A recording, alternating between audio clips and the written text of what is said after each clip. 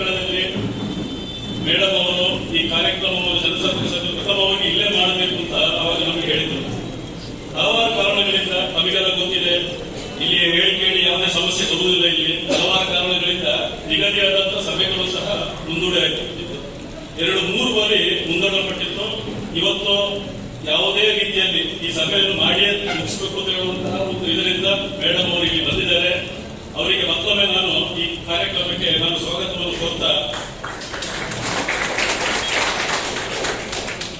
ಏನಾಗ್ತಿದೆ ನಮಗೆ ಸಮಸ್ಯೆಗಳು ಏನಿದೆ, ಜನಸಾಮಾನ್ಯರಿಗೆ ಏನ್ ಸಮಸ್ಯೆಗಳಿದೆ ನಮಗೆ ಈಗಲೂ ನೋಡದೇ ಇರ್ಬೋದು, ಎಲ್ಲ ಕಡೆ ಇರಬಹುದು.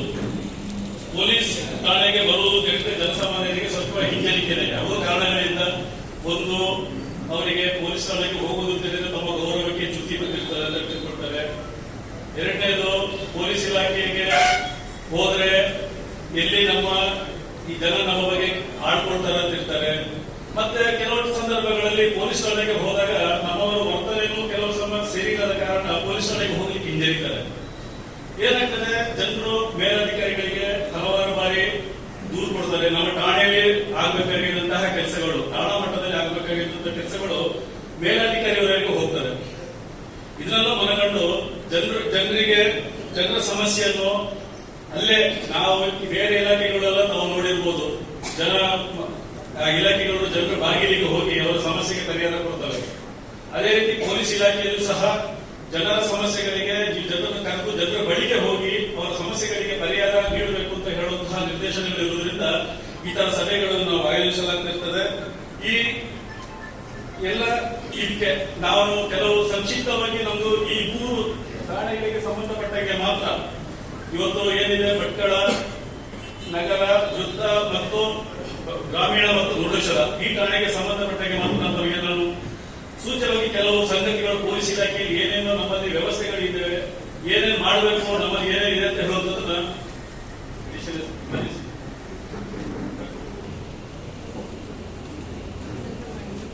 ನಮ್ಮ ಜಿಲ್ಲಾ ಹೆಚ್ಚುವರಿ ಪೊಲೀಸ್ ಅಧೀಕ್ಷಕರಾಗಿರುವಂತಹ ಶ್ರೀ ಬದ್ರಿನಾಥ್ ಸಾಹೇಬರು ಈ ಕಾರ್ಯಕ್ರಮಕ್ಕೆ ಬಂದಿದ್ದಾರೆ. ಅವರಿಗೂ ಸಹ ನಮ್ಮ ಇಲಾಖೆಯ ವತಿಯಿಂದ ಸ್ವಾಗತವನ್ನು ಬಯಸ್ತಾ ಇದ್ದಾರೆ. ನಮ್ಮಲ್ಲಿ ತುಂಬಾ ಈ ತುರ್ತು ಸಹಾಯವಾಣಿಗಳು ಕೆಲವು ಇದೆ, ನಮಗೆಲ್ಲ ಗೊತ್ತಿರಬಹುದು. ಈಗ ನಾವು 112 ಅಂತ ಒಂದು ನಾವು ಸ್ಟಾಫ್ ಪೊಲೀಸ್ ನಮ್ಮ ಡಿಜಿ ಸಾಹೇಬರ ಮಹತ್ವಾಕಾಂಕ್ಷೆಯ ಒಂದು ಯೋಜನೆ ಅದು 112. ಯಾವುದೇ ಸಮಸ್ಯೆಯನ್ನು ನೀವು ಅವರಿಗೆ 112ಗೆ ಕಾಲ್ ಮಾಡಿದ ತಕ್ಷಣ ಇಲ್ಲೆಲ್ಲ ಅದರಲ್ಲಿ ರೆಸ್ಪಾನ್ಸ್ ಟೈಮ್ ಇರೋದು ಅರ್ಧ ಗಂಟೆ ಒಳಗೆ ನಾವು ಅದಕ್ಕೆ ಅಲ್ಲಿ ತಲುಪಿ ಜನರ ಸಮಸ್ಯೆಗೆ ಏನಿದೆ ಪ್ರಥಮವಾಗಿ ಪರಿಹಾರ ಕೊಡುವಂತ ಕೆಲಸವನ್ನು ಅವರು ಮಾಡ್ತಾ ಇದ್ದಾರೆ. ಅದೇ ರೀತಿ ಇಲ್ಲಿ ನಮ್ಮಲ್ಲಿ ಹೆದ್ದಾರಿ ಗಸ್ತು ವಾಹನಗಳಿದೆ. ಯಾವುದೇ ಸಂದರ್ಭದಲ್ಲಿ ಯಾವುದೇ ರಸ್ತೆಯಲ್ಲಿ ಅವಘಡ ಆದಂತಹ ಸಂದರ್ಭ, ಹೈವೇಲಿ ಇದಂತ ಸಂದರ್ಭಗಳಲ್ಲಿ ಸಹ ಆ ವಾಹನ ಕೂಡಲೇ ಅಲ್ಲಿ ಹೋಗಿ ರೆಸ್ಪಾನ್ಸ್ ಮಾಡುವಂಥದ್ದು ಮಾಡ್ತಾರೆ. ಮತ್ತು ಪ್ರತಿ ಠಾಣೆಗಳಲ್ಲಿ ನಮಗೆಲ್ಲ ಗೊತ್ತಿದೆ, ಮಕ್ಕಳ ಕಲ್ಯಾಣ ಅಧಿಕಾರಿ ಅಂತ ನಾವು ನೇಮಕ ಮಾಡಿಕೊಂಡಿದ್ದೇವೆ. ಎಲ್ಲರಿಗೂ ನಮಗೆಲ್ಲ ಗೊತ್ತಿರ್ತದೆ. ಮಕ್ಕಳ ಸಮಸ್ಯೆಗಳು ಏನು ಬಂದರೂ ಆ ಅಧಿಕಾರಿ ಅವರೇ ಅದಕ್ಕೆ ಅವರನ್ನೇ ಅಪ್ರೋಚ್ ಆಗಬೇಕು, ಅವರೇ ಮಾಡಬೇಕು ಅಂತಹ ಒಂದು ವ್ಯವಸ್ಥೆ ಸಹ ಪೊಲೀಸ್ ಇಲಾಖೆಯಲ್ಲಿ ಇದೆ. ಅದೇ ಮಾತಾಡ್ತಿದ್ರು, ಬಟ್ ಇದುವರೆಗೆ ಆಗಿಲ್ಲ ಮೇಡಮ್. ಅದಕ್ಕಾಗಿ ಫಸ್ಟ್ ರಿಕ್ವೆಸ್ಟ್ ಟ್ರಾಫಿಕ್ ಸ್ಟೇಷನ್ ಭಟ್ಕಳದಲ್ಲಿ ಆಗ್ಬೇಕಂತ ರಿಕ್ವೆಸ್ಟ್.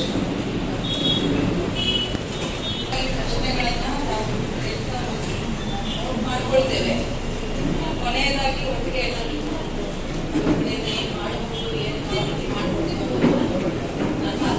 ನಮಗೆ ನೀವೊಂದು ತುಂಬಾ ಕಷ್ಟ ಆಗ್ತಾ ಉಂಟಂದ್ರೆ, ಇವಾಗ ಲಾಸ್ಟ್ 3 years ಬ್ಯಾಕ್ ಇಂದ ಕೊರೋನಾದಿಂದ ಎಲ್ಲ ಕಷ್ಟದಲ್ಲಿ ಇದ್ದಾರೆ. ಇಲ್ಲಿ ಅಂಗಡಿಗಳಿಗೆ ವ್ಯಾಪಾರ ಇಲ್ಲ, ಇದೆಲ್ಲ ತುಂಬಾ ನಡೀತಾ ಉಂಟು ಇಲ್ಲಿ.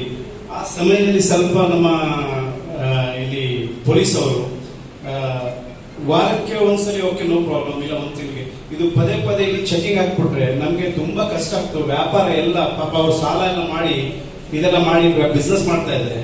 ಅವ್ರು ವೀಕ್ಲಿ 3 to 4 times ಅವ್ರು ಚೆಕಿಂಗ್ ಮಾಡ್ಬಿಟ್ಟು ತುಂಬಾ ಕಷ್ಟ ಆಗ್ತಾ ಉಂಟು ಇಲ್ಲಿ ವೆಹಿಕಲ್ಸ್ ಚೆಕಿಂಗ್. ಯಾಕಂದ್ರೆ weekly once time okay no problem. ಮತ್ತೆ ಇನ್ನೊಂದೇನಂದ್ರೆ ಮಸೀದಿಗಳಲ್ಲಿ ಶುಕ್ರವಾರ ನಮಾಜ್ ಆಗ್ತದೆ, ಮತ್ತೆ ಮಂದಿರಗಳಲ್ಲೂ ಒಂದು ವಾರಕ್ಕೊಂದ್ಸಲಿ ಪೂಜೆ ಎಲ್ಲ ಆಗ್ತದೆ. ಆ ಟೈಮಲ್ಲೇ 12 ಗಂಟೆಗೆ 1 ಗಂಟೆಗೆ ನಮಗೆ ಚೆಕಿಂಗ್ ಮಾಡಿದ್ರೆ ನಮ್ಮ ಪ್ರಾರ್ಥನೆ ಎಲ್ಲ ಹಾಳಾಗ್ತಾ ಉಂಟು ಇಲ್ಲಿ.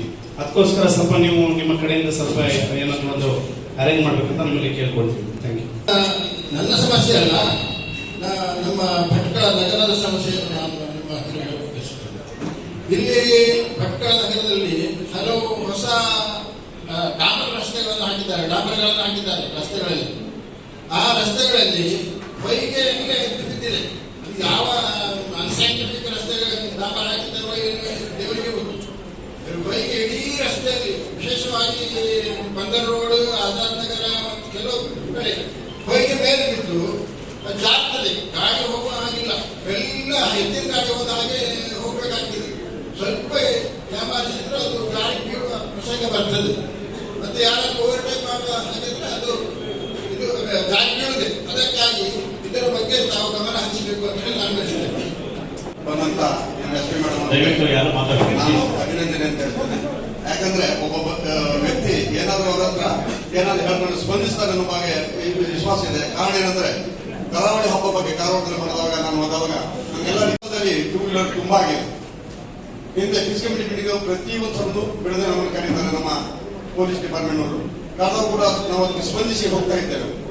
ಆ ಸಂದರ್ಭದಲ್ಲಿ ಕೆಲವೊಂದು ವಿಚಾರ ಅಂತ ಹೇಳ್ತಾರೆ. ಯಾಕೆ ಸೈಲೆನ್ಸರ್ ಸಿಕ್ಕಾಪಟ್ಟೆ ಅವಾಜ್ ಬರುವುದು ಮತ್ತೆ LED ಬಲ್ಪ್ ಹಾಕುವುದು ತುಂಬಾ ಸಲ ನಾನು ಅದು ಇನ್ನೂ ಕಾರ್ಯರೂಪಕ್ಕೆ ಬರಲಿಲ್ಲ.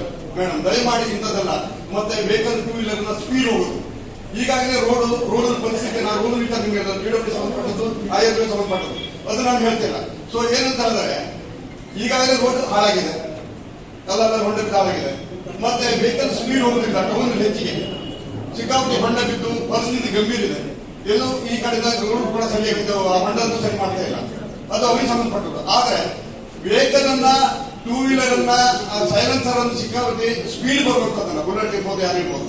ಮತ್ತೆ LED ಬಲ್ಪ್ ತುಂಬಾ ಸಲ ನಮ್ಮ ಸಾಹೇಬರಿಗೆ ತಂದಿದ್ದೇನೆ. ಪಾಪ ಅವರು ಇದು ಮಾಡಿದಂತ ಇರ್ಬೋದು.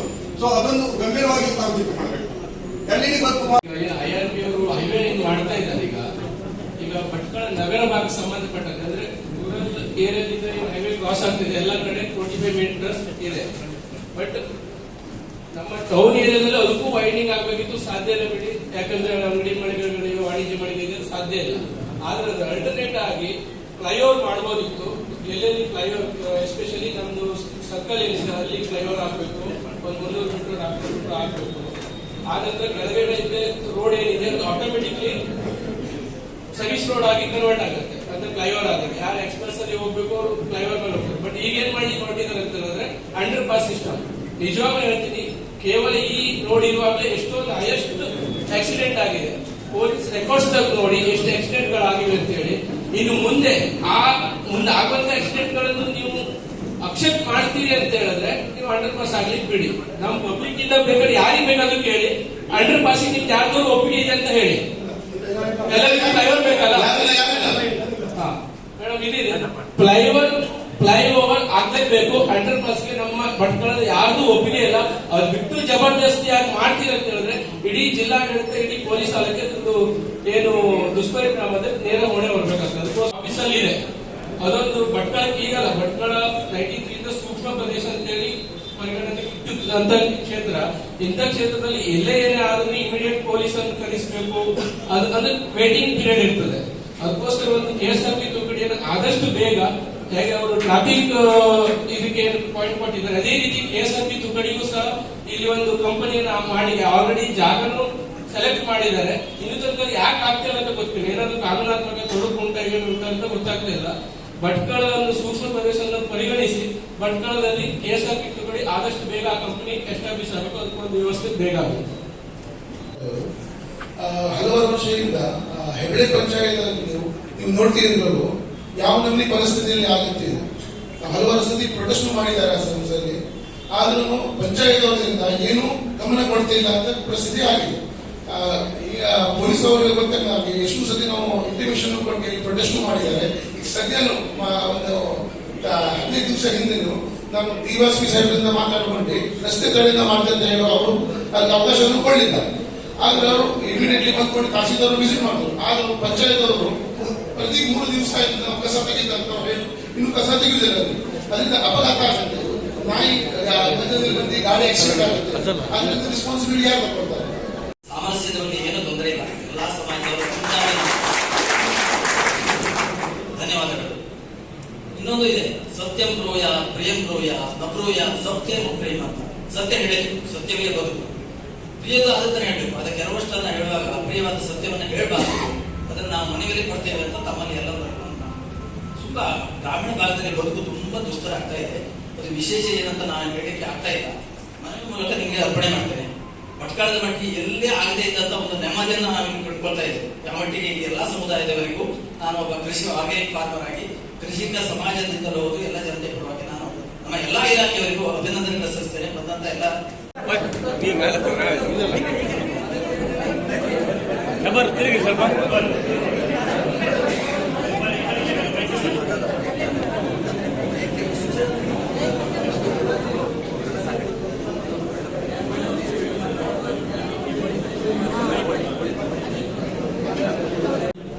ಆಪರೇಟ್ ಮಾಡ್ತಿದ್ದಾರೆ. ಫಸ್ಟ್ ಆಫ್ ಆಲ್ ಭಾಳ ಜನ ಹೇಳಿದ್ರು ಅದೇ ಯಾವ ಪ್ರಾಬ್ಲಮ್ ಉಂಟು ಇಮಿಡಿಯೇಟ್ಲಿ ಸಾಲ್ವ್ ಮಾಡಬೇಕು, ಏನು ಆಗಬೇಕು, ಯಾವ ಸ್ಟೇಷನ್ ಉಂಟು, ಭಾಳ ಎಕ್ಸಿಡೆಂಟ್ ಆಗ್ತಾ ಉಂಟು, ಅದಕ್ಕೆ ಸ್ವಲ್ಪ ಕ್ಲಿಯರ್ ಮಾಡಿ ಕೊಡಬೇಕು. ಇವತ್ತಿನ ಏನು ಮಾಡ್ಲಿಕ್ಕೆ ಆಗ್ತದೆ ಮಾಡಬೇಕು. ಸೆಕೆಂಡ್ ಏನಂದ್ರೆ ನಮ್ದು ಬೀಟ್ ಸಿಸ್ಟಮ್ ಇಲ್ಲ, ಒಂದು ಮೀಟಿಂಗ್ ಆಗ್ತದೆ ಏರಿಯಾದಲ್ಲಿ ವಾರ್ಡ್, ಅದು ಸರಿಯಾಗಿ ಆಗ್ತಿಲ್ಲ. ಅದು ಮಾಡಿದ್ರೆ ಪಬ್ಲಿಕ್ ನಲ್ಲಿ ಕಾನ್ಫಿಡೆನ್ಸ್ ಬರ್ತದೆ ಪೊಲೀಸ್ ವತಿಯಿಂದ. ಅದು ಹಾಗೆ ಮಾಡಬೇಕು ಮಾಡಬೇಕು, ಅದು ಮಾಡಬೇಕು. ಮತ್ತೆ ಏನಂದ್ರೆ ನಾವು ಲಾಸ್ಟ್ ಮಂತ್ ಮನವಿ ಕೊಟ್ಟಿದ್ದು ಯೋಜನೆಯಲ್ಲಿ, ಅದಂದ್ರೆ ದುಬ್ಬಲ್ ಶರ್ಮ ಅವರು ಸರ್ಕಾರ ಗ್ರಾಜುಯೇಟ್ ರಿಮಾರ್ಕ್ಸ್ ಮಾಡಿದ್ರು. ಅದರೊಟ್ಟಿಗೆ ಅವರು ಕಂಪ್ಲೇಂಟ್ ಕೊಟ್ಟಿದ್ದವರು, ಅದರೊಟ್ಟಿಗೆ ಎಂತೂ ಏನು ಮಾಡಿದ್ದಾರೆ ಅಂತ ಗೊತ್ತಾಗಿಲ್ಲ. ಮೀಡಿಯಾದಲ್ಲಿ ಆಕ್ಷನ್ ತಗೊಂಡು ಏನು ಮಾಡ್ಬೇಕಂತ ಮಾಡಬೇಕು. ಯಾಕಂದ್ರೆ ವಿಫಾಲ್ ಪಬ್ಲಿಕ್ ಪೊಲೀಸ್ ರಿಕ್ವೆಸ್ಟ್ ನಾವೆಲ್ಲ ನಮ್ದು ಪ್ರೊಸಿಷನ್ ಪ್ರೊಟೆಕ್ಷನ್ ಎಲ್ಲ ನಾವು ಕ್ಯಾನ್ಸಲ್ ಮಾಡಿ ಅವ್ರು ಹೇಳಿದ ಪ್ರಕಾರ ನಮ್ಮಲ್ಲಿ ಒಂದು ಮಾನ್ಯ ಕೊಟ್ಟಿದ್ದು. ಅದರಲ್ಲಿ ಏನು ಆಕ್ಷನ್ ಆಗಲಿಲ್ಲ, ಮೀಟಿಂಗ್ ಅದರಲ್ಲಿ ಆಕ್ಷನ್ ಆಗಲಿಲ್ಲ. ಮೂರನೇ ಏನಂತ ಕೇಳಿದ್ರೆ, ನಮ್ಮ ಮೊಹಮ್ಮದಲ್ಲಿ ರೋಡ್ ನಲ್ಲಿ ಒನ್ವೆ ಇತ್ತು. ಆ ಒನ್ವೆ ಬಗ್ಗೆ ಯಾರನ್ನು ನೋಡುದಿಲ್ಲ. ಸ್ವಲ್ಪ ದಯವಿಟ್ಟು ಅದ್ರ ಬಗ್ಗೆ ಗಮನ ತಗೊಳ್ಬೇಕಂತ ಹೇಳ್ತೀನಿ. ನೀವು ಹೆಲ್ಮೆಟ್ಗೋಸ್ಕರ ಇಲ್ಲಿ ಮಾಡ್ಕೊಂಡು ಅವ್ರಿಗೆ ಫೈನ್ ಹಾಕಿ ಎಲ್ಲಾನು ಮಾಡ್ತೀರಾ, ತುಂಬಾ ಸಂತೋಷ. ಆದ್ರೆ ಅದು ಒಂದು ದಿವಸನೂ, ವಾರಕ್ಕೆ ಒಂದು ದಿವಸನೋ 2 ದಿವಸನೋ ಆಗ್ಬಾರ್ದು, ಕಂಟಿನ್ಯೂ ಆಗಿ ಆಗ್ಬೇಕು ಅವರಿಗೆ. ಯಾಕೆ ಅಂದ್ರೆ ನೀವು 2 ದಿವಸ ಹಾಕ್ತಾರಲ್ಲ, ನೀವು ಹಿಡಿತಾರೆ, ಅವಾಗ ಅಲ್ಲಿ ತಪ್ಪಿಸ್ಕೊಂಡು ಅವ್ರು ಓಡ್ತಾರೆ. ಆಮೇಲೆ ಸ್ವಲ್ಪ ದಿವಸ ಅಲ್ಲಿ ಯಾರು ಇಲ್ಲೇ ಇದ್ದಾಗ ಮತ್ತೆ ತಲೆ ಹೆಲ್ಮೆಟ್ ಹಾಕೊಳ್ಳದೆ ಅವ್ರು ಓಡಾಡ್ತಾರೆ. ಆದ್ರಿಂದ ಅವ್ರಿಗೆ ಕಂಟಿನ್ಯೂ ಮಾಡ್ಬೇಕು ಅಂತ ಕೇಳ್ಕೊಳ್ತೀವಿ. ವಿಷಯ ಏನು ಅಂದ್ರೆ, ಮೊಬೈಲ್ ತಗೊಂಡು ಸುಮಾರು ಒಂದು 18ರಿಂದ ಒಂದು 25 ವರ್ಷದ ಗಂಡು ಮಕ್ಕಳಿಗೆ ಜೋಶ್ ಅದು ಏನೋ ಒಂದು ರೀತಿ ಇದು ಮೊಬೈಲ್ ಹಾಕೊಂಡು ಗಾಡಿ ಓಡಿಸೋದು. ಹೆಲ್ಮೆಟ್ ಇದು ನಿಮ್ಗೆ ಅವ್ರ ಸುರಕ್ಷತೆಗಂತ ಆಯ್ತು. ಆದ್ರೆ ಈ ಮೊಬೈಲ್ ಇದ್ದವರಿಗೆಲ್ಲ ಓಡಾಡ್ಕೊಂಡು ಹೋಗ್ತಾರೆ. ಮೊಬೈಲ್ ಕೇಳ್ದೆ ಎಂದು ಪಬ್ಲಿಕ್ಗೆಲ್ಲ ಅಂದ್ರೆ ಅಕ್ಕಪಕ್ಕದಲ್ಲಿ ಯಾರು ವಯಸ್ಸಾದವರು ಹೋಗ್ತಾ ಇರ್ತಾರೆ, ಮಾಡ್ತಾ ಇರ್ತಾರೆ, ಅವರು ಮೊಬೈಲ್ ಹಾಕೊಂಡು ತಿನ್ಬೋದು. ಸುಮಾರಾಗಿ 18ರಿಂದ 25 ವರ್ಷದವ್ರು ಜೋರದು ಮೊಬೈಲ್ ಹಾಕೊಂಡು ಇನ್ನೊಂದು ವಾಟ್ಸ್ಆಪ್ ನಲ್ಲಿ ನೋಡ್ತೇ ಹೋಗೋದು, ಗಾಡಿ ಬಿಡ್ಬೇಕಾದ್ರೆ ಎಲ್ಲ ಮಾಡಿದ್ರು ಸರ್. ಹಾಗಾಗಿ ಅವರಿಗೆ ನಿಮ್ಗೆ ಹೆಲ್ಮೆಟ್ ಹ್ಯಾಂಗೆ ಹಿಡಿತೀರೋ ಹಾಗೆ ಈ ಮೊಬೈಲ್ ಹಾಕೊಂಡು ತಿರುಗಾಡೋರಿಗೆ ಅವರಿಗೆ ರೋಡ್ ಅನ್ನು ಬ್ಲಾಕ್ ಮಾಡ್ತಾರೆ. ಭಟ್ಕಳದಲ್ಲಿ ರೋಡ್ ಬ್ಲಾಕ್ ಮಾಡಿದಾಗ ಫುಲ್ ಟ್ರಾಫಿಕ್ ಸಮಸ್ಯೆ ಆಗ್ತದೆ. ಮತ್ತೆ ಆ ಭಾಗದಲ್ಲಿ ಭಟ್ಕಳ ನಗರ ಭಾಗ, ಮುಂಡಳ್ಳಿ, ಚೌತಿರಿ ಹಾಗೂ ಹಲವಾರು ಊರದವರು ಅದು ಮುಖ್ಯ ರಸ್ತೆನೇ ಆರ್ಗನೈಸ್ ಮಾಡಿದ್ದಾರೆ ವ್ಯಾಪಾರಕ್ಕಾಗಿ. ಅದರಿಂದ ತಾವು ಆ ರಂಜಾನ್ ಮಾರ್ಕೆಟ್ ಅನ್ನ ಬೇರೆ ಕಡೆ ಸ್ಥಳಾಂತರ ಮಾಡಿಸಿ, ವರ್ಷ ಬರುವಾಗ ಬೇರೆ ಕಡೆ ಸ್ಥಳಾಂತರ ಮಾಡಿಸಿ ಟ್ರಾಫಿಕ್ ಅನುಕೂಲ ಮಾಡ್ಕೊಡ್ಬೇಕು.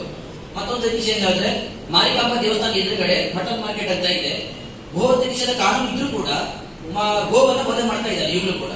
ಅದನ್ನ ಪೊಲೀಸರು ಗಂಭೀರವಾಗಿ ಪರಿಗಣಿಸಿ ಈ ಕೂಡಲೇ ಯಾರು ಅಂತ ಹೇಳಿ ಈ ಕೂಡಲೇ ಕಾನೂನು ಜರುಗಿಸಬೇಕಾಗಿ ತಮ್ಮಲ್ಲಿ ಕಳಕಳಿ ವಿನಂತಿಸ್ತಾ ಇದ್ದಾರೆ.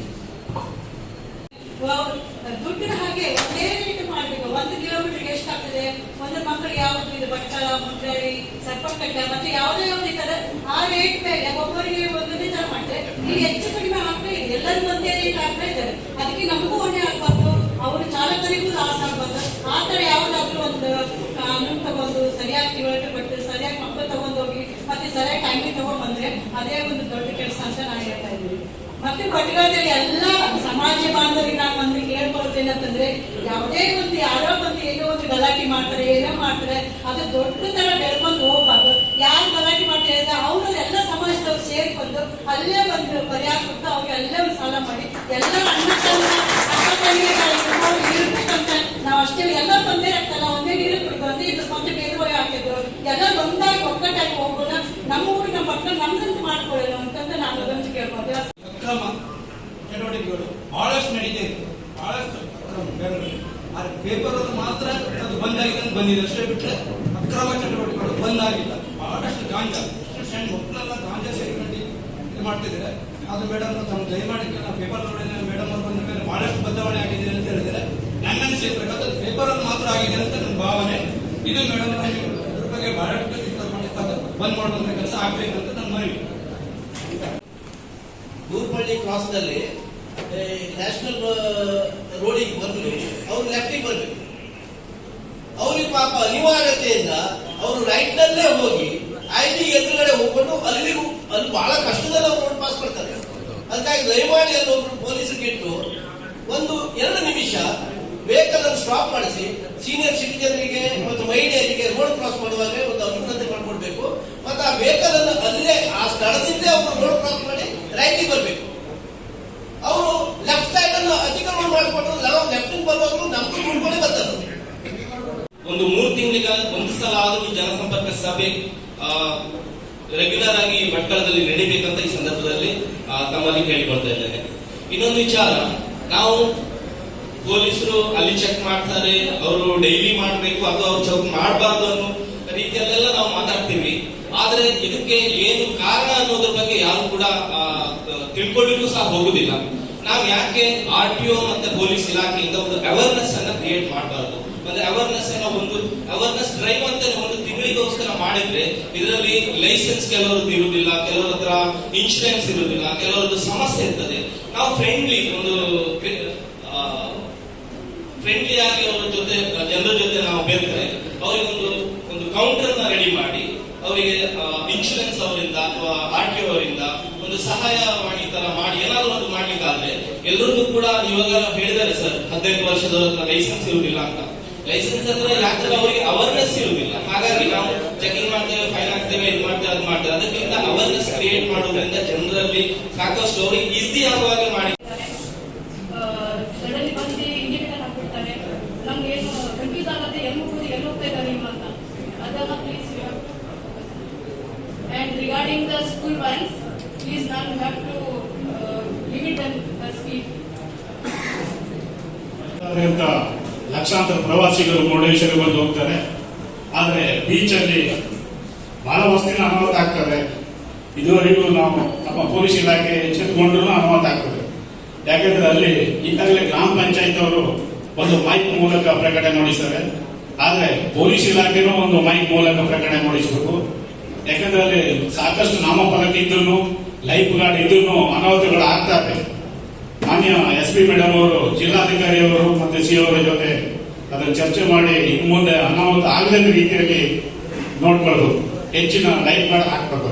ಯಾಕಂದ್ರೆ ಟೂರಿಸ್ಟ್ ಬೋಟ್ನವರು ಮತ್ತೆ ಎಲ್ಲರೂ ಅಲ್ಲಿ ಇದ್ದಾಗನೇ ಅನಾಹುತಗಳಾಗ್ತವೆ. ಮತ್ತೊಂದು ದೊಡ್ಡ ಸಮಸ್ಯೆ ಏನಂದ್ರೆ ಮುರುಡೇಶ್ವರ ಬಗ್ಗೆ ಲಕ್ಷಾಂತರ ವೆಹಿಕಲ್ ಬರೋದ್ರಿಂದ ವಿಶೇಷ ದಿನಗಳಂದು ಪಾರ್ಕಿಂಗ್ ವ್ಯವಸ್ಥೆ ಸರಿಯಿಲ್ಲ. ಮಾನ್ಯ SP ಮೇಡಮ್ ಅವರು, ಮಾನ್ಯ ಜಿಲ್ಲಾಧಿಕಾರಿ, CO ಮತ್ತೆ ಅಲ್ಲಿ ದೇವಸ್ಥಾನದ ಆಡಳಿತ ಮಂಡಳಿಗಳ ಜೊತೆ ಮತ್ತೆ ಗ್ರಾಮ ಪಂಚಾಯತ್ ಸ್ಥಳೀಯರ ಜೊತೆ ಚರ್ಚಿಸಿ ಆದಷ್ಟು ಬೇಗ ವೆಹಿಕಲ್ ಪಾರ್ಕಿಂಗ್ ಮಾಡಲಿಕ್ಕೆ ಸರಿಯಾದ ಜಾಗವನ್ನು ಗುರುತಿಸಿ ಕೊಡಬೇಕು. ಯಾಕಂದ್ರೆ ಪಾರ್ಕಿಂಗ್ ಜಾಗ ಇಲ್ಲದಿರೋದ್ರಿಂದ ಅಲ್ಲಿ ರೋಡ್ ಅಲ್ಲಿ ಟ್ರಾಫಿಕ್ ಜಾಮ್ ಆಗ್ತದೆ. ಟ್ರಾಫಿಕ್ ಜಾಮ್ ಇರೋದ್ರಿಂದ ಪಬ್ಲಿಕರಿಗೆ ಮತ್ತೆ ಪ್ರವಾಸಿಗರಿಗೆ ಆಗ ಗಲಾಟೆಗಳಾಗ್ತಾ ಇರ್ತದೆ. ದೇಶಕ್ಕೂ ಸಹಿತ ಹೋಗ್ತದೆ, ಗಲಾಟೆಗಳಾಗ್ತದೆ, ಹೊಡಪೇಟ್ ಆಗ್ತದೆ. ಯಾಕಂದ್ರೆ ಬರುವಂತ ಪ್ರವಾಸಿಗರು ಸರಿಯಾಗಿರುವುದಿಲ್ಲ. ಅವ್ರು ನಮ್ಗೆ ರೆಸ್ಪಾನ್ಸ್ ಮಾಡಿದ್ದಾರೆ, ಒಳ್ಳೆ ಸಹಾಯ ಮಾಡಿದ್ದಾರೆ. ಇದ್ರ ಬಗ್ಗೆ ನಾವು ಏನ್ ಹೇಳಿದ್ರು, ಅವ್ರು ಎಷ್ಟು ರಾತ್ರಿ ತಂದ್ರು ನಂಗೆ ಸಹಾಯ ಮಾಡಿದ್ದಾರೆ. ಇನ್ನು ಮುಂದೆ ಈ ಸರಾಯಿ, ಅಕ್ರಮ ಸರಾಯಿ ನೀವು ಬಂದ್ ಮಾಡ್ಬೇಕಂತ ನಮ್ಮಲ್ಲಿ ವಿನಂತಿ ಮಾಡ್ಕೊಳ್ತಾ ಇದ್ದೀವಿ. ಹೊರತಾಗಿ ಮಾತಾಡ್ಬೇಕಾಗ್ತದೆ. ಯಾಕೆಂತ ಹೇಳಿದ್ರೆ ಕೊನೆಯದಾಗಿ ಯಾವುದೇ ಸಂದರ್ಭದಲ್ಲಿ ಯಾವುದೇ ವಿಚಾರ ನಡೆದ್ರು ಕೊನೆಯದಾಗಿ ಪೊಲೀಸ್ ಇಲಾಖೆಯವರ ಸಮ್ಮುಖದಲ್ಲೇ ಅದು ಕೇಸ್ ಇತ್ಯರ್ಥ ಆಗುವಂತದ್ದು ಇರುವುದರಿಂದ ನಾನು ಈ ವಿಚಾರವನ್ನು ನಡೆಸ್ತಾ ಇದ್ದೇನೆ. ಯಾಕೆಂತಂದ್ರೆ ಈಗಾಗಲೇ ನಾನು ಒಂದು ಶಾಲೆಯ SDMCಯ ಅಧ್ಯಕ್ಷರಿದ್ದೇನೆ. ಶಾಲೆಯಲ್ಲಿ ನೀರು ಸೋರ್ತಾ ಇದೆ, ಸರಿಯಾಗಿ ವ್ಯವಸ್ಥೆ ಇಲ್ಲ. ಜಿಲ್ಲಾಧಿಕಾರಿಗಳಿಗೆ, ಸಂಬಂಧಪಟ್ಟ ಪುರಸಭಾ ಅಧಿಕಾರಿಗಳಿಗೆ, ಶಿಕ್ಷಣ ಇಲಾಖೆಗೆ ಎಷ್ಟೋ ಬಾರಿ ಮನವಿ ಕೊಟ್ಟಿದ್ರು, ಅದರದ್ದು ವ್ಯವಸ್ಥೆ ಸರಿಯಾಗಿ ಮಾಡ್ತಾ ಇದೆ. ಸುಮಾರು 2.5 ವರ್ಷದಿಂದ ಕೊಡ್ತಾ ಇದ್ದೇನೆ. ಸಂಬಂಧಪಟ್ಟ ಜನಪ್ರತಿನಿಧಿಗಳು ಕೊಡ್ತಾ ಇದ್ದೇವೆ, ಅದನ್ನು ಸರಿ ವ್ಯವಸ್ಥೆ ಮಾಡ್ತಾ ಇಲ್ಲ. ಅದು ಏನಾದ್ರೂ ಅನಾಹುತ ಆಗಿಬಿಟ್ರೆ ಇದಕ್ಕೆ ಜವಾಬ್ದಾರಿ ಯಾರು? ನಮ್ಮ ಮಕ್ಕಳಿಗೆ ಜವಾಬ್ದಾರಿ ಯಾರು? ಲೋಕಲ್ ಮುನ್ಸಿಪಾಲಿಟಿ ಪಿಡಿಒ ಇದ್ದಾರೆ, ಅವರು ಇದ್ದಾರೆ. ಕಸದಲ್ಲಿ ಹಾಕ್ಬೇಡ, ಹುಳೆ ಬಂದು ಬಿಮಾರಿ ಬರ್ತದೆ, ನಾನು ಗಂಟೆ ಮೇಲೆ ಕೊಟ್ಟು ಅಧಿಕಾರಿಗೆ ಗೊತ್ತಲ್ಲಿ ಪೊಲೀಸ್ ಎಫ್ಐಆರ್ ಹಾಕೋದು ನೀವು. ಅದೆಲ್ಲ ನೀವು ಏಕದಮ್ ತಪ್ಪಿಸ್ಲಿಕ್ಕೆ ಆಗುದಿಲ್ಲ. ನಿಮ್ಗೆ ಸೋಮಟಕ್ಕೆ ಯಾಕಂದ್ರೆ ಪದೇ ಪದೇ ಆಗುವ ಹೆಬ್ಬೆಳಗಾಮದು ಮಾತು ಮತ್ತೆ ಒಂದು ಸರ್ ಮೇಡಮ್, ನೀವು ಲಾಸ್ಟ್ ಗೊತ್ತಾಗಿದೆ, ಅವರು IAS ಆಫೀಸರ್ಗೆ ಮಾಡಿ ಅದೇ ಬೇಜಾರು ನಮಗೆ. ಕಸ ಎಲ್ಲ ಉಂಟಾ ನೀವು ಗಿಡ ಸೊಪ್ಪೆಲ್ಲ ಮೇಲೆ ಹಾಕಿ ಇದೆಲ್ಲ ಮಾಡಿದ್ದಾರೆ. ಆಫೀಸರ್ ಪಾಸ್ ಆಗಿದೆ IPS ಇವರು madam ZP chief engineer pass ಆಗಿದೆ. ಎಲ್ಲ ನೋಡಿ ಚೆನ್ನ ಗಾರ್ಡನ್ ಅಲ್ಲ ದುಬೈದು ಅಲ್ಲ ಬೆಂಗಳೂರು ದೊಡ್ಡ ಗಾರ್ಡನ್ ನೋಡಿ ಸೊಪ್ಪು ಒಳ್ಳೆ ಕಸ ಹೊಡೆಯಲ್ಲ. ಇಂಥೆಲ್ಲ ಆಗುವುದು ಸರಿಯಲ್ಲ. ಅದಕ್ಕೆ ವ್ಯವಸ್ಥೆ ಆಗಬೇಕು. ಕರ್ನಾಟಕ ಗೌರ್ಮೆಂಟ್ ಬಹಳ ಇಷ್ಟಗಿದೆ. ಬಟ್ ನೀವು ಸ್ವಲ್ಪ ಸೋಮುಖಂಡಲ್ಲಿ ನೀವು ಇವತ್ತೇ ನೀವು ಇಂಟ್ರೆಸ್ಟ್ ಕೊಟ್ಟು ಮೀಟಿಂಗ್ ಮಾಡಿ ನೀವು ಮುಗಿಸ್ಬೇಡ ಸರ್. ನೀವು ಇಂಟ್ರೆಸ್ಟ್ ತಗೊಂಡು ಒಂದು ಟೀಮ್ ತಗೊಂಡು ಪಂಚಾಯತ್ ಹೋಗಿ ಏನ್ ಪ್ರಾಬ್ಲಮ್ ಉಂಟು ನಾವು ಸಪೋರ್ಟ್ ಮಾಡ್ತೇವೆ. ಪಬ್ಲಿಕ್ ಏನ್ ಸಪೋರ್ಟ್ ಮಾಡ್ತೀವಿ ನಾವು ಕೂಡ ನೀವು ಸಪೋರ್ಟ್ ಮಾಡ್ತೇವೆ. ಎಲ್ಲ ಪ್ರಾಬ್ಲಮ್ ಸಾಲ್ವ್ ಆಗ್ತದೆ. ಎರಡು ಆಲ್ರೆಡಿ ಪಾಸ್ ಆಗಿದೆ ರ್ಯಾಂಕ್ ಶಿರೂರಿನಲ್ಲಿ, ಬೈತೂರು ಜನರಿಗೆ ಅಷ್ಟು ಗೊತ್ತಿಲ್ಲ. ಮೊದಲೇ ನಮ್ಗೆ ಹೇಳಿದ್ರು ಬ್ರಿಡ್ಜ್ ಉಂಟಂತ ಫ್ಲೈ ಬ್ರಿಡ್ಜ್ ಎಸ್ಟಿಮೇಟ್ ಎಲ್ಲ ನಾವು ನೋಡಿದ್ರೆ ಸುಮ್ಮನೆ ಕೂತ್ಕೊಳ್ಳಿ. ಫ್ಲೈ ಬ್ರಿಡ್ಜ್ ಮೇಡಮ್ ಆಫೀಸ್ ಇತ್ತು, ಡಿಸಿ ಜೊತೆ ನಾವು ಕೂಡ ಇರ್ತೀವಿ. ಮತ್ತೆ ಎಲ್ಲರೂ ಅವರೇ ಮೊದಲೇ ಯಾಕೆ ಕೂತ್ಕೊಂಡಿದ್ವಿ ನೀವು ಅಂತ ಡಿಸಿ ಘೋಷಣೆ ಮಾಡೋದು. ಮೊದಲೇ ನಾವು ಕೂತ್ಕೊಳ್ಳಿಲ್ಲ. ಮೊದಲೇ ನಮ್ಗೆ ಟ್ರ್ಯಾಕ್ ಉಂಟಾ ಫ್ಲೈ ಬ್ರಿಡ್ಜ್ ಉಂಟಂದ್ರೆ ನಮ್ಮ ಹತ್ರ ನಕಾಶೆ ಎಸ್ಟಿಮೇಟ್ ಎಲ್ಲ ಪಾಸ್ ಆಗಿದೆ. ನಾವೆಲ್ಲ ಸುಮ್ಮನೆ ಕೂತ್ಕೊಂಡ್ರಿ ಬಟ್ ದಿನ. ಅದ ನಂತರ ಗೊತ್ತಾಯ್ತು ವಿಷಯ. ಅದಕ್ಕೆ ನೀವು ಸ್ವಲ್ಪ ಗಮನಕ್ಕೆ ತಗೊಂಡು ಇದು ಲಾ ಅಂಡ್ ಆರ್ಡರ್ ಪ್ರಾಬ್ಲಮ್ ಇರುತ್ತೆ. ನಾವು ಮತ್ತೆ ಸಾಕ್ಷಿಗಳೆಲ್ಲ ಮುಂದೆ ಎಲ್ಲ ಹಿಂದೂ ಮುಸ್ಲಿಂ ಜನ ಇದಕ್ಕೆ ಕೂಡ ಇಷ್ಟ ಮಾಡೋದು ಯಾವ ರೀತಿಯಲ್ಲಿ ಟ್ರೈ ಮಾಡೋದು ಕೊಡುದಿಲ್ಲ. ಇದೆಲ್ಲ ಕಟಾಕ್ಷಿ ಮಾಡಿದ್ದು ನೀವು ಸ್ವಲ್ಪ ಹೀಗೆ ಡಿಪಾರ್ಟ್ಮೆಂಟ್ಗೆ ಅಥವಾ ಆ ಮಾರ್ಕೆಟ್ ಅದೇ ಮಾರ್ಕೆಟ್ ನಮ್ಗೆ ಹೆಲ್ಪ್ ಮಾಡಿ ಮಹಿಳೆಯರಿಗೆ ಹೆಲ್ಪ್ ಮಾಡಿ ಭಟ್ಕಳ ತಾಲೂಕಿಗೆ ಯಾವುದು ಹೆಲ್ಪ್ ಇಲ್ಲ. ಮಹಿಳೆಯರಿಗೆ ನಮ್ಗೆ ಹೆಲ್ಪ್ ಮಾಡಿ ಭಟ್ಕಳ ತಾಲೂಕಿಗೆ ಮಹಿಳೆಯರಿಗೆ ಮೀನುಗಾರರಿಗೆ ಹೆಲ್ಪ್ ಇಲ್ಲ. ಹೆಂಗೆ ಹೆಲ್ಪ್ ಇಲ್ಲ ನಮ್ಗೆ ಹೆಲ್ಪ್ ಮಾಡಿ ಮೀನುಗಾರರಿಗೆ ಮೀನು ಮಾರ್ಕೆಟ್ ಹೆಲ್ಪ್ ಮಾಡಿ ಸರ್. ನಮ್ಗೆ ಹೊಸ ಮಾರ್ಕೆಟ್ ಹಳೆ ಮಾಡ್ಕೊಂಡು ಮುರುಡೇಶ್ವರ ಭಾಗದಲ್ಲಿ ಒಂದು 10 ಮಂದಿ ಲೇಡೀಸ್ ಅದರಲ್ಲಿ ಮುಸ್ಲಿಂ ಲೇಡಿನೂ ಇದ್ದಾರೆ, ಹಿಂದೂ ಲೇಡಿನೂ ಇದ್ದಾರೆ. ಅವರು ಒಂದು ಸಂಘ ಮಾಡಿಬಿಟ್ಟು ಅವರು 7 ದಿವಸ ಅಂತ ಕೊರೋನಾ ತುಂಬಾ ತೀವ್ರ ಸ್ವರೂಪ ಇದ್ದಾಗ ಅಂದ್ರೆ ಮೂವ್ಮೆಂಟ್ ಮಾಡ್ಲಿಕ್ಕೆ ಅವಕಾಶ ಇಲ್ಲ ಅಂತ ಟೈಮಲ್ಲಿ ಬಂದು 1 ವಾರ ಮುರುಡೇಶ್ವರದಲ್ಲಿ ಉಳ್ಕೊಳ್ತಾರೆ. ಸಂಘ ಮಾಡಿ ಆ ಬಡ ಹೆಂಗಸರಿಂದ 50,000 ಹಿಡಿದು ಮುರುಡೇಶ್ವರದ ಒಂದು ಗೋಬಿ ಅಂಗಡಿ ನಡೆಸುವಂತ ಲೇಡಿ 1.5 ಇಂದ 2 ಲಕ್ಷ ರೂಪಾಯಿ ತುಂಬಿದಾಳೆ ಆ ಸಂಘದ ಇದಕ್ಕೆ ಹಣದಾಸೆಗಾಗಿ. ಒಟ್ಟು 8 ರಿಂದ 10 ಲಕ್ಷ ರೂಪಾಯಿ ಅವರ ಹತ್ರ ವಸೂಲಿ ಮಾಡ್ಕೊಂಡು 50,000 1 ಲಕ್ಷ ನೀವು ಎಷ್ಟು ಅಮೌಂಟ್ ತುಂಬ್ತೀರಿ ಅದ್ರ ಮೇಲೆ ನಿಮ್ಗೆ ಲೋನ್ ಜಾಸ್ತಿ ಸಿಗ್ತದೆ ತಗೊಂಡು ಪರಾರಿಯಾಗಿದ್ದಾರೆ. ಈ ವಿಚಾರ ಬೆಳಕಿಗೆ ಯಾಕೆ ಬಂತಂದ್ರೆ ಆ ಲೇಡಿ ಟ್ರಾನ್ಸ್ಫರ್ ಮಾಡುವಾಗ ಇದೇ ನಮ್ಮ JCA ಪ್ರೆಸಿಡೆಂಟ್ ಅವ್ರದ್ದು ಒಂದು ಆಫೀಸರ್ ಬಂದು ಮನಿ ಟ್ರಾನ್ಸ್ಫರ್ ಮಾಡಿದಾಗ ನಮಗೆ ಬೆಳಕು ಬಂತು. ನಾವು ಸ್ವತಃ ಕೂತೋಗಿ ಮುರುಡೇಶ್ವರ ಸ್ಟೇಷನ್ಗೆ ಹೋಗಿ ಆ ಲೇಡಿ ಒಟ್ಟಿಗೆ ಹೋಗಿ ಪಾಪ ಆ ಲೇಡಿ ಹಣ ಕಟ್ಕೊಂಡಿದ್ದಾಳೆ. ಆ ಲೇಡಿ ಒಂದ್ ಕಡೆ ಸಾಲ ಮಾಡ್ಕೊಂಡಿದ್ದೆ ಅಲ್ಲಿಂದ ನೋಡಿ ಒತ್ತಾಯ ಮಾಡ್ಕೊಂಡು ಅದನ್ನೆಲ್ಲ ಪರಿಗಣಿಸಿ ನಾವು ಆ ಲೇಡಿ ಕರ್ಕೊಂಡು ಪೊಲೀಸ್ ಸ್ಟೇಷನ್ ಕಂಪ್ಲೇಂಟ್ ಮಾಡಿದ್ದೀವಿ. ಇದು ಕಂಪ್ಲೇಂಟ್ ಅಂದ್ರೆ ಪೆಟಿಷನ್ ಟೈಪ್ ಕೊಟ್ಟಿದ್ವಿ, ಎಲ್ಲ ಮಾಡಿದ್ದೀವಿ. ಆನಂತರ ಆ ಇಂಡಿವಿಜುವಲ್ ಇದು ಮಾಡಿ ಫ್ರಾಡ್ ಮಾಡೋಗಿದ್ರೆ ಅವ್ನ ಫೋಟೋ ಸಿಕ್ಕಿದೆ, ಫೋಟೋ ಕೊಟ್ಟಿದ್ದಾರೆ, ಮೊಬೈಲ್ ನಂಬರ್ ಇದೆ, ಮೊಬೈಲ್ ನಂಬರ್ ಆಕ್ಟಿವ್ ಇದೆ. ಆದ್ರೆ ಆ ವ್ಯಕ್ತಿನ ಇನ್ನೂ ತನಕ ಅವ್ರು ಏನಾಯ್ತು ಏನ್ ಬಿಡ್ತು ಇನ್ನೂ ತನಕ ಯಾವ್ದು ಇದರಲ್ಲೂ ಗೊತ್ತಾಗಿಲ್ಲ. ಯಾಕಂದ್ರೆ ಯಾಕೆ ಈ ಮಾತು ಹೇಳ್ತಿದ್ದೀನಿ ಅಂತ ಹೇಳಿದ್ರೆ ಇದು ಒಂದು ಬೆಳಗ್ಗೆ ಬಂದಂತ ವಿಚಾರ. ಎಷ್ಟೋ ಲೇಡೀಸ್ ಮರ್ಯಾದೆ ವಿಷಯ ಅಂತ ಹೇಳಿ ಲಾಸ್ಟ್ ಇಯರ್ ಆಗಿದೆ ವಿತ್ ಡೇಟ್ ನಾವು ಇನ್ಫಾರ್ಮ್ ಮಾಡ್ತೇವೆ. ಈಗ ಸರಿ ಬಂದಿದೆ, ದೇವೇಗೌಡ ಸರಿ ಬಂದಿದೆ. ಅದ ನಂತರ ಜನ ಸಂಪರ್ಕ ಸಭೆ ಭಟ್ಕಲ್ ಈ ಆಕ್ಚುಲಿ ಕೆಲವರು ಹೇಳ್ತಾ ಇದ್ರು ನಮ್ಮಲ್ಲಿ ಮಾಡಿ ನಾವು ಒಂದು ತಾಲೂಕು ಅಂತ ಹೇಳಿ ಫಸ್ಟ್ ಸ್ಟಾರ್ಟ್ ಮಾಡಿದ್ದೇವೆ. ಬಟ್ ನಾವು ಮಾಡಬಾರ್ದು ಅಂತ ಏನಿಲ್ಲ. ಖಂಡಿತವಾಗಿಯೂ ಮುಂದಿನ ದಿನಗಳಲ್ಲಿ ಕಾರಣ ಮಟ್ಟದಲ್ಲಿ ಕೂಡ ಮಾಡ್ಕೊಂಡು ಬರ್ತೇವೆ ನಾವು ಅಂತ ನಿಮ್ಗೆ ಆಶ್ವಾಸನೆ ಕೊಡ್ತೇವೆ. ಮತ್ತೆ ಈಗ ಏನು ಪಾಯಿಂಟ್ಸ್ ಎಲ್ಲ ನೀವು ಮಾತಾಡಿದ್ದೀರಿ, ನಮ್ಮ ಟ್ರಾಫಿಕ್ ರಿಲೇಟೆಡ್ ಎಲ್ಲ ಪಾಯಿಂಟ್ಸ್ ನಾವು ಇವಾಗ ನೋಟ್ ಮಾಡಿದ್ದೇವೆ. ಈಗ ಕೆಲವು ಇಂಪಾರ್ಟೆಂಟ್ ಸಜೆಷನ್ಸ್ ಕೊಟ್ಟರು, ಅವೇರ್ನೆಸ್ ಕ್ರಿಯೇಟ್ ಮಾಡಿ ಬೇರೆ ಇಲಾಖೆಗಳೆಲ್ಲ ಜೊತೆ ಸೇರಿಸ್ಕೊಂಡು ಮಾಡಿ ಅಂತ ಹೇಳಿದ್ದೀರಾ. ಈ ಎಲ್ಲ ಕಾರ್ಯಕ್ರಮಗಳನ್ನ ಈ ಸಭೆ ಮುಗಿದ ಮೇಲೆ ನಾನು ಮತ್ತೆ ಈಗ ಭಟ್ಕಲ್ ಆಫೀಸರ್ಸ್ ಜೊತೆ ಡಿಸ್ಕಸ್ ಮಾಡಿ ಒಂದೊಂದು ನೀವು ಏನು ಸಲಹೆಗಳು ಕೊಟ್ಟಿದ್ದೀರಾ ಅಥವಾ ಯಾವ್ದು ಕರೆಕ್ಷನ್ ಆಗ್ಬೇಕು ಅಂತ ಹೇಳ್ತಾ ಇದ್ದೀರಾ, ಇವೆಲ್ಲವನ್ನು ನಾವು ಚಾಚು ತಪ್ಪದೆ ಮುಂದಿನ ದಿನಗಳಲ್ಲಿ ನಿಮ್ಗೆ ಕಣ್ಣಿಗೆ ಕಾಣೋ ರೀತಿಯಲ್ಲಿ ಮಾಡ್ತೇವೆ ಅಂತ ಹೇಳಿ ಮತ್ತೆ ಕೆಲಸ ಆಗ್ತಾ ಇದೆ ಅನ್ನೋ ಅಂತ. ಸೊ ಇದನ್ನ ಕಮ್ಯುನಿಟಿ ಪೊಲೀಸಿಂಗ್ ಅಂತ ನಾವು ಏನ್ ಕಳೀತೇವೆ ಅದ್ರದ್ದು ಒಂದು ಭಾಗ ಅಂತ ಹೇಳ್ಬೋದು. ಜನಸಂಪರ್ಕ ಸಭೆನ ತಮ್ಮನ್ನು ಕೂಡ ಈ ಒಂದು ವ್ಯವಸ್ಥೆಯ ಭಾಗ ಮಾಡಿಕೊಳ್ಳುವಂಥದ್ದು. ತಮ್ಮ ಏನು ಸಮಸ್ಯೆಗಳನ್ನಿದೆ ಇವತ್ತು ನಾನು ನಾನು ಮಾಡ್ತೇನೆ ಅಂತ ನಾನು ಹೇಳೋದಿಲ್ಲ. ನನ್ನ ಉಪಸ್ಥಿತಿಯಲ್ಲಿ ಭಟ್ಕಳದ ಅಧಿಕಾರಿಗಳಿದ್ದಾರೆ, ಅವರ ಎಲ್ಲರ ಗಮನಕ್ಕೆ ವಿಷಯಗಳು ಬಂದಿದೆ. ನನ್ನ ಉಪಸ್ಥಿತಿ ಇರಬಹುದು, ನಮ್ಮ ಅಡಿಷನಲ್ SP ಬದ್ರಿನಾಥ್ ಉಪಸ್ಥಿತಿ ಇರಬಹುದು, ಮತ್ತೆ ಈ ನೆರೆದಿರುವಂತಹ ಜನರು ಹಾಗೂ ಮಾಧ್ಯಮದವರ ಉಪಸ್ಥಿತಿಯಲ್ಲಿ ಈ ವಿಷಯಗಳು ಚರ್ಚೆ ಆದಾಗ ಅವರಿಗೆ ಕೂಡ ಒಂದು ಇಮಿಡಿಯೇಟ್ ಆಗಿ ಮಾಡಬೇಕು ಅನ್ನುವಂತ ಒಂದು ರೆಸ್ಪಾನ್ಸಿಬಿಲಿಟಿ ಹೆಚ್ಚಾಗ್ತದೆ.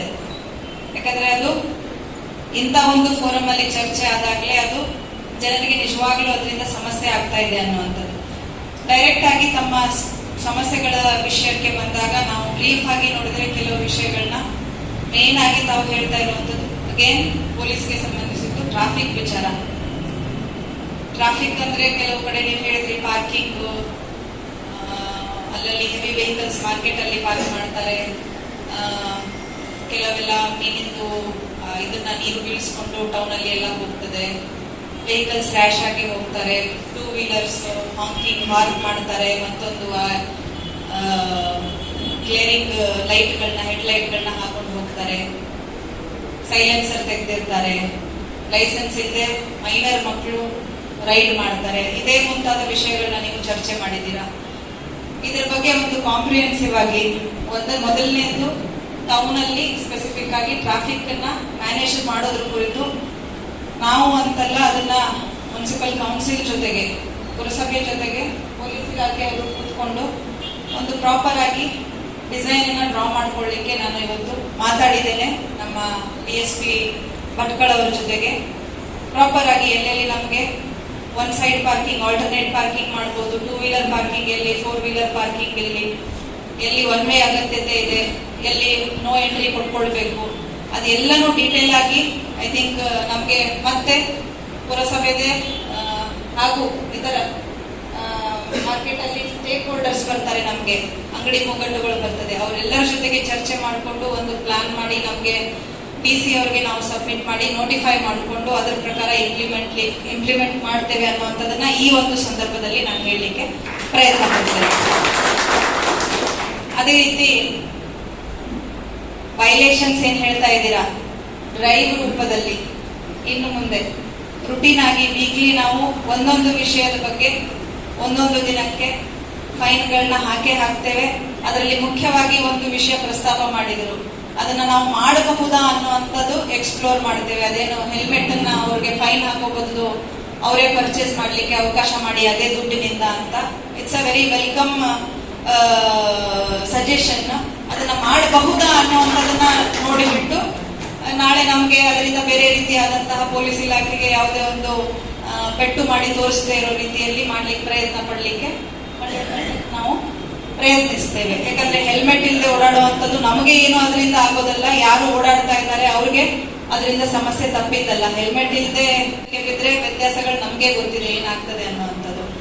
ಸೊ ಹಾಗಾಗಿ ಇದನ್ನ ಕೂಡ ನಾವು ಈ ದಿನ ಒಳ್ಳೆ ರೀತಿಯಲ್ಲಿ ನಾವು ಅಕ್ಸೆಪ್ಟ್ ಮಾಡ್ತೇವೆ ಇಂದ ಸಜೆಷನ್ಸ್ ನ. ಸೊ ಮೂರನೇದು ಅಕ್ರಮ ವ್ಯವಹಾರಗಳ ಬಗ್ಗೆ ತಾವೇನ್ ಹೇಳ್ತಾ ಇದ್ದೀರಾ, ನಮಗೂ ಕೂಡ ಗೊತ್ತಿದೆ ಎಲ್ಲಾ ಕಡೆ ಅದು ನಿಂತಿರ್ಲಿಕ್ಕಿಲ್ಲ, ಆದ್ರೆ ನಿಂತೇ ಇಲ್ಲ ಅನ್ನುವಂಥದ್ದು ತಾವು ಹೇಳ್ತಾ ಇರೋದು ತಪ್ಪು. ಕೆಲವು ಕಡೆ ಚೆನ್ನಾಗಿ ಇಂಪ್ಲಿಮೆಂಟ್ ಆಗಿದೆ, ಕೆಲವು ಕಡೆ ಆಗಿರ್ಲಿಕ್ಕಿಲ್ಲ.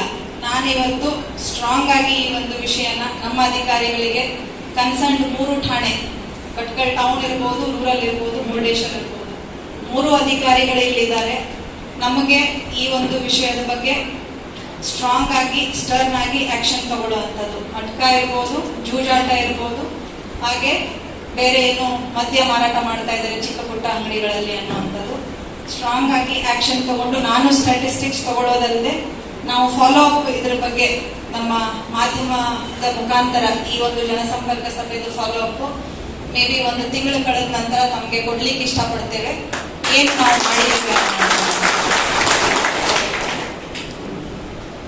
ಇದು ಬಿಟ್ಟು ಫ್ಲೈಓವರ್ ವಿಷಯ ಹೇಳಿದ್ರಿ, ಕಸ ವಿಲೇವಾರಿ ವಿಷಯ ಹೇಳಿದ್ರಿ, ಶಾಲೆಗಳಲ್ಲಿ ಸೋರಿಕೆ ಆಗುವಂತ ವಿಷಯ ಹೇಳಿದ್ರಿ. ಅದನ್ನು ಕೂಡ ನಮ್ಮ ಸಿಬ್ಬಂದಿ ಇವತ್ತು ನಡಾವಳಿಯಲ್ಲಿ ನೋಟ್ ಮಾಡಿಕೊಂಡು ಕನ್ಸರ್ನ್ಡ್ ಡಿಪಾರ್ಟ್ಮೆಂಟ್ಸ್ಗೆ ಅದನ್ನ ಫಾರ್ವರ್ಡ್ ಮಾಡೋದಲ್ಲದೆ ಅದ್ರ ಬಗ್ಗೆ ಸ್ಟ್ರಾಂಗ್ ಆಗಿ ಆಕ್ಷನ್ ತಗೊಳ್ಬೇಕು ಅಂತ ಕೂಡ ನಾವು ಅದಕ್ಕೆ ಒಂದು ಶಿಫಾರಸು ತರ ಮಾಡಿಬಿಟ್ಟು DC ಅವರಿಗೆ ಇರ್ಬೋದು ಅಥವಾ ಜಿಲ್ಲಾ ಪಂಚಾಯತ್ ಸಿಇಒ ಅವರಿಗೆ ಇರ್ಬೋದು, ಅದನ್ನ ನಾವು ಕೊಡ್ತೇವೆ, ಅವ್ರ ಜೊತೆಗೆ ಚರ್ಚೆ ಮಾಡ್ತೇವೆ ಅಂತ ನಾನು ಈ ಒಂದು ಸಂದರ್ಭದಲ್ಲಿ ಹೇಳಲಿಕ್ಕೆ ಇಷ್ಟಪಡ್ತೇನೆ. ಬೀಟ್ ಬಗ್ಗೆ ತಾವು ಹೇಳಿದ್ದೀರಾ, which is a very important component. ನಾನು ಬಂದಾಗಿಂದ ಎಲ್ಲ ಕಡೆ ಹೋದಾಗ ನಮ್ಮ ಅಧಿಕಾರಿಗಳಿಗೆ ಹೇಳ್ತಾನೆ ಇದ್ದೇವೆ, ಮೀಟಿಂಗ್ ಗಳನ್ನ ಮಾಡಬೇಕು. ವಿಲೇಜ್ ಬೀಟ್ ಅಂತ ಇದೆ, ಆಮೇಲೆ ರಾತ್ರಿ ಗಸ್ತು ಅಂತ ಇದೆ. ಎರಡನ್ನ ಕೂಡ ನಾವು ಮಾಡಲಿಲ್ಲ ಅಂತಂದ್ರೆ ಮತ್ತದು ಪೊಲೀಸಿಂಗ್ ಮಾಡಿದಂಗಲ್ಲ. ಹಾಗಾಗಿ ಇನ್ನು ಮುಂದೆ ಅದನ್ನ ಇನ್ನೂ ಚಾಚು ತಪ್ಪದೆ ಇನ್ನೂ ಸ್ಟ್ರಾಂಗ್ ಆಗಿ ಮಾಡಲಿಕ್ಕೆ ಪ್ರಯತ್ನ ಪಡುವಂಥದ್ದು. ಹಾಗೆ ನೆಕ್ಸ್ಟ್ ವಿಷಯ ಹೇಳಿದ್ರಿ ದನ ಕಳ್ಳತನದ್ದು ಮತ್ತೆ ಕೌ ಸ್ಲಾಟರ್ ಮಾಡುವಂಥದ್ದು. ಮಾಹಿತಿ ಬಂದಾಗ ಎಲ್ಲ ನನ್ನ ಪ್ರಕಾರ ಅದಕ್ಕೆ ಏನು ರಿಕ್ವೈರ್ಡ್ ರೆಸ್ಪಾನ್ಸ್ ಇದೆ ನಮ್ಮ ಅಧಿಕಾರಿಗಳು ಕೊಡ್ತಾ ಇದ್ದಾರೆ, ನಾನು ಇಲ್ಲ ಅಂತ ಹೇಳೋದಿಲ್ಲ. ಯಾಕಂದ್ರೆ ಸುಮಾರು ಕೇಸಸ್ ನಾವೀಗ ಮೊನ್ನೆ ಲಾಸ್ಟ್ 1 month ಅಲ್ಲೇ ಮಾಡ್ಕೊಂಡಿದ್ದೇವೆ. ಎಲ್ಲೆಲ್ಲಿ ನಮ್ಗೆ ಇಂಥ ವೆಹಿಕಲ್ ಅಲ್ಲಿ ಟ್ರಾನ್ಸ್ಪೋರ್ಟ್ ಆಗ್ತಾ ಇದೆ, ಎಲ್ಲೆಲ್ಲಿ ನಮ್ಗೆ ಈ ತರ ಸ್ಲಾಟರ್ ಆಗ್ತಾ ಇರುವಂತ ಮಾಹಿತಿ ಬರ್ತಾ ಇದೆ, ಅಲ್ಲಿ ನಾವು ಹೋಗಿ ಫರ್ಮ್ ಆಗಿ ರೆಸ್ಪಾಂಡ್ ಮಾಡಿದ್ದೇವೆ ಅನ್ನುವಂಥದ್ದು ನಂದು ಒಂದು ಆಲೋಚನೆ. ತಮ್ಮ ಮಾಹಿತಿ ಕೊಟ್ಟರೂ ಕೂಡ ರೆಸ್ಪಾಂಡ್ ಮಾಡ್ತಾ ಇಲ್ಲ ಅನ್ನುವಂಥದ್ದಿದ್ರೆ ಅದು ನನ್ನ ಗಮನಕ್ಕೆ ಆಗ್ಬೋದು, ಅಡಿಷನಲ್ ಗಮನಕ್ಕೆ ಆಗ್ಬೋದು, ತಾವು ಇಮಿಡಿಯೇಟ್ ಆಗಿ ತಿಳಿಸ್ಬೋದು. ಇಂಥ ವಿಷಯಗಳು ನಿಮ್ಗೆ ಮಾಹಿತಿ ಕೊಡ್ಲಿಕ್ಕೆ, ದನ ಕಳ್ಳತನ ನೀವು ಕಣ್ಣು ಮುಂದೆ ಆಗ್ತಾ ಇದೆ, ಹೇಗೆ ರೆಸ್ಪಾಂಡ್ ಮಾಡೋದು ಅಂತ ಗೊತ್ತಾಗದೇ ಇರೋ ಸಂದರ್ಭದಲ್ಲಿ 112 ಅಂತ ಇದೆ. ಅದು ಒಂದೇ ಅಂತಲ್ಲ, ಯಾವುದೇ ನಿಮ್ಮ ಕಣ್ಣು ಮುಂದೆ ಏನೇ ಘಟನಾವಳಿಗಳು ನಡೀತಾ ಇದೆ 112ಗೆ ಇಮಿಡಿಯೇಟ್ ಕಾಲ್ ಮಾಡಿ. ನಮ್ಗೆ ಅರ್ಧ ಗಂಟೆಯಲ್ಲಿ ಹೋಗ್ಲೇಬೇಕು, ಯಾಕಂದ್ರೆ ಅವರು ಇಲ್ಲ ಅಂತ ಹೇಳಲಿಕ್ಕೆ ಬರೋದಿಲ್ಲ. 112ಗೆ ಕಾಲ್ ಮಾಡಿದ್ರಿ ಅಂತಂದ್ರೆ ಜಾಗ ತಿಳಿಸ್ಬೇಕು, ಎಲ್ಲಿ ನಡೀತಾ ಇದೆ, ಏನ್ ನಡೀತಾ ಇದೆ ಅಂತ. ನಮ್ಮ ರೆಸ್ಪಾಂಡರ್ ವೆಹಿಕಲ್ ಬರಲೇಬೇಕಾಗ್ತದೆ, ಅವರು ಬರ್ತಾರೆ, ಅವ್ರು ಬಂದು ಮಾಹಿತಿಯನ್ನ ಕನ್ಸರ್ನ್ ಸ್ಟೇಷನ್ಗೆ ನೀಡ್ತಾರೆ. ಹೆಚ್ಚು ಪ್ರಮಾಣದಲ್ಲಿ 112 ಯೂಸ್ ಮಾಡಿ ಅಂತ ನಾನು ಈ ಸಂದರ್ಭದಲ್ಲಿ ಹೇಳಲಿಕ್ಕೆ ಇಷ್ಟಪಡ್ತೇನೆ. ಸೊ ಇದು ಏನು ಟ್ರಾನ್ಸ್ಪೋರ್ಟ್ ಮಾಡಲಿಕ್ಕೆ, ಸ್ಕೂಲ್ಗೆ ತಗೊಂಡು ಹೋಗ್ಲಿಕ್ಕೆ ವೆಹಿಕಲ್ಸ್ ಯೂಸ್ ಆಗ್ತಾ ಇದೆ. ಆಟೋ ರಿಕ್ಷಾಸ್ ಇರ್ಬೋದು, ವ್ಯಾನ್ಗಳಿರ್ಬೋದು, ಅದರಲ್ಲಿ ನಂಬರ್ಸ್ ಲಿಮಿಟ್ ಮಾಡುವಂಥದ್ದು ಇರ್ತದೆ, ಸ್ಪೀಡ್ ಲಿಮಿಟ್ ಮಾಡುವಂಥದ್ದು, ಇದೆಲ್ಲಾನು ನಮಗೆ ವೈಲೇಷನ್ಸ್ ರೂಪಕ್ಕೆ ಬರುವಂಥದ್ದು.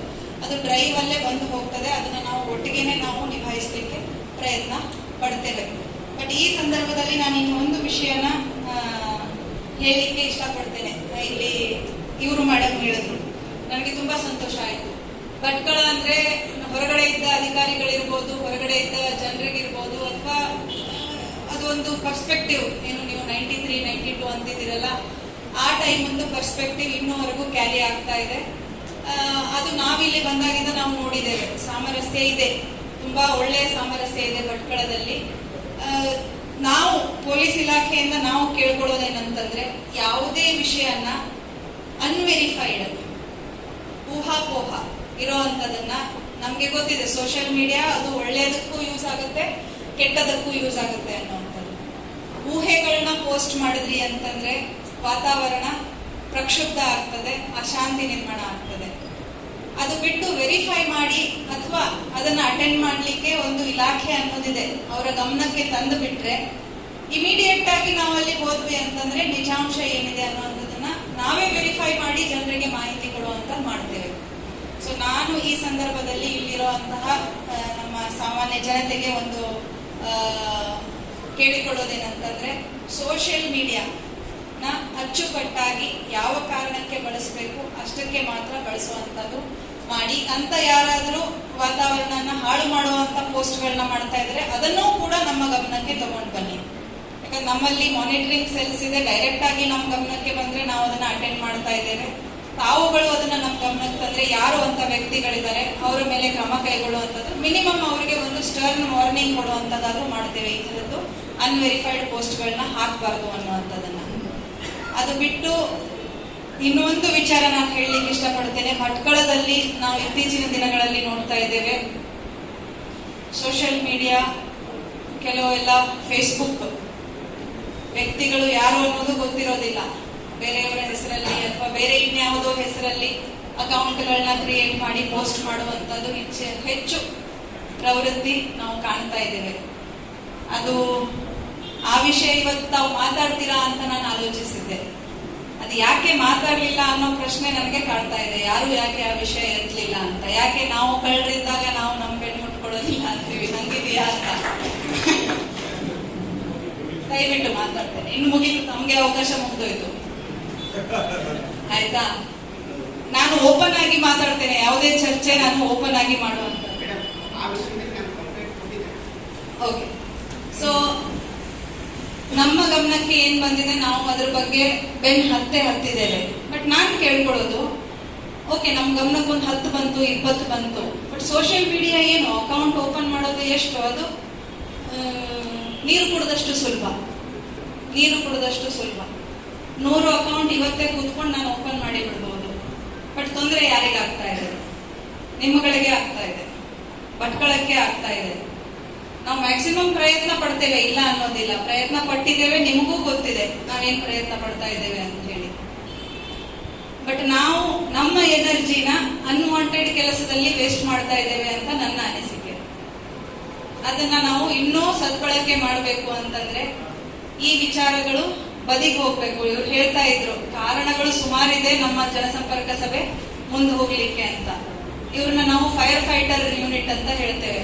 ಇಲ್ಲಿ ಯಾವಾಗ್ಲೂ ಬೆಂಕಿ, ಫೈರ್ ಫೈಟರ್ ಬೆಂಕಿ ಅಂದ್ರೆ ಮತ್ತದನ್ನ ತಪ್ಪಾಗಿ ತಿಳ್ಕೊಳ್ಬೇಡಿ. ಒಂದಿಲ್ಲ ಒಂದು ದಿನ ಬೆಳಗಾದ್ರೆ ಒಂದು ಪ್ರೊಟೆಸ್ಟು, ಮತ್ತೊಂದು ರೋಡಲ್ಲಿ ಜಾಥಾ, ಮತ್ತೊಂದು ಇನ್ನೊಂದು ಅನ್ನುವಂಥದ್ದು ನಡೀತಾನೆ ಇರ್ತದೆ.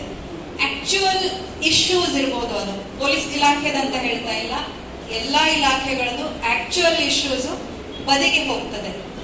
ಇವತ್ತು ಇನ್ನು ಹೊಸದೇನೋ ಆಗ್ತಾ ಇದೆ, ಇದನ್ನೊಂದು ನಿಭಾಯಿಸಿದ್ರೆ ಸಾಕಪ್ಪ ಅನ್ನೋ ಸಂದರ್ಭಕ್ಕೆ ನಮ್ಮ ಅಧಿಕಾರಿಗಳು ಬಂದ್ಬಿಡ್ತಾರೆ.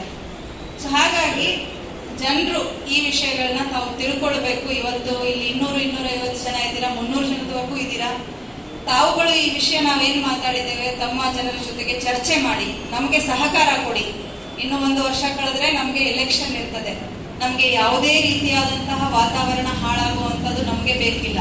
ಈ ಭಟ್ಕಳ ಅಂತ ನಾನು ಹೇಳ್ತಾ ಇಲ್ಲ, ಇಡೀ ಜಿಲ್ಲೆ ಶಾಂತಯುತವಾಗಿ ಇರಬೇಕು, ಶಾಂತಿಯಿಂದ ನಮ್ಗೆ ಮತದಾನ ನಡಿಬೇಕು ಅನ್ನುವಂಥದ್ದು. ಸೊ ನಮಗೆ ಅನ್ನುವಂಥದ್ದು. ಹಾಗಾಗಿ ತಮ್ಮಲ್ಲಿ ನಾನು ಈ ಸಂದರ್ಭದಲ್ಲಿ ಕೇಳ್ಕೊಳ್ಳೋದೇನಂತಂದ್ರೆ, ಇಲಾಖೆ ಕಡೆಯಿಂದ ಆಗಿಂದಾಗ ನಿಮ್ಗೆ ಸೂಚನೆಗಳನ್ನ ನೀಡ್ತಾನೆ ಇರ್ತಾರೆ. ತಮ್ಮನ್ನ ಕರೆದು ಮೀಟಿಂಗ್ಗಳನ್ನ ಮಾಡ್ತಾ ಇದ್ದಾರೆ, ಪೀಸ್ ಮೀಟಿಂಗ್ ಅಂತ ಮಾಡ್ತಾ ಇರ್ತಾರೆ, ವಿಕ್ಟಿಮ್ ಡೇ ಅಂತ ಸ್ಟೇಷನ್ ಅಲ್ಲಿ ಮಾಡ್ತಾ ಇರ್ತಾರೆ. ಸುಮಾರು ಇವನ್ ಕಾಲೋನಿಗಳಿಗೆ, ಲೊಕ್ಯಾಲಿಟೀಸ್ಗೆ ಹೋಗಿ ನಮ್ಮವರು ವಿಸಿಟ್ ಮಾಡ್ತಾ ಇರುವಂತದ್ದು ಇರ್ತದೆ.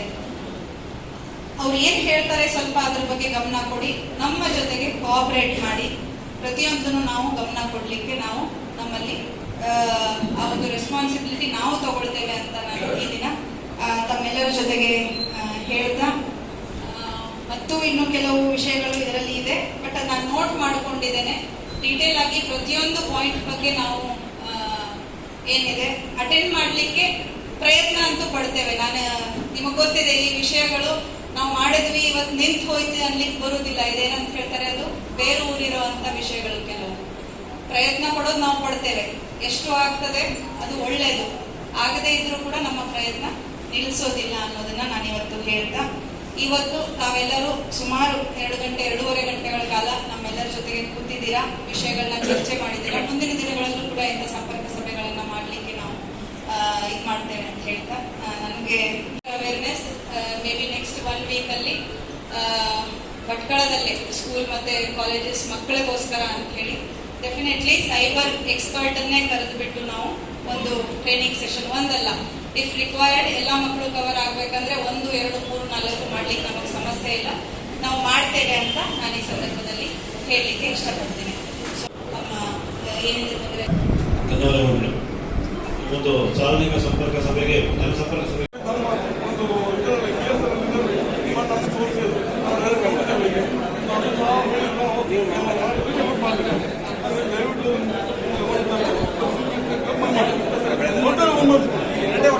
ಭಾಳ ಮೆರೆದಿದ್ದಾರೆ. ಈಗ ನಮ್ಮೂರಲ್ಲಿ ಒಂದು ಕಡೆ ಆಗ್ತದೆ, ಅಲ್ಲಿ ನಾವು ಕೆಲವೊಂದು ಮಾಹಿತಿ ಕೊಟ್ಟಿದ್ದೀವಿ, ಯಾರೋ ಕೊಟ್ಟರು ಹಿಡಿದ್ರು, ಮತ್ತೊಂದು ಮಾಹಿತಿ ಬಂದಿದೆ, ನಮಗೆ ಡೀಟೇಲ್ಸ್ ಇದೆ, ಮಾಡುವುದಿಲ್ಲ.